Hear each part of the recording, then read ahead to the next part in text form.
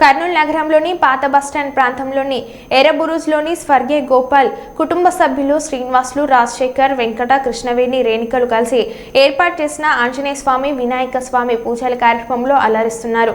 పూజా కార్యక్రమంలో SVS theatre అనంత సుధీర్ ముఖ్య అతిథిగా పాల్గొని పూజలు చేశారు.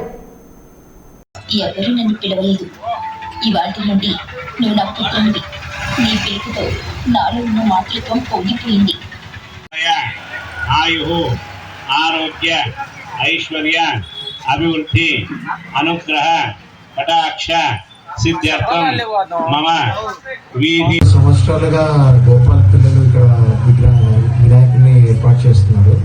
ఇలాంటి మంచి కార్యక్రమం చేపడుతున్న గోపాల్ పిల్లలకి అందరూ సపోర్ట్ చేయాలా, ఎర్రబుర్జు తరఫున అందరూ సపోర్ట్ చేయాలా.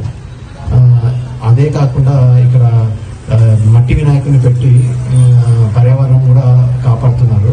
సో ఈ విధంగానే అందరూ మట్టి వినాయకుని పెట్టి ప్రోత్సహించారు.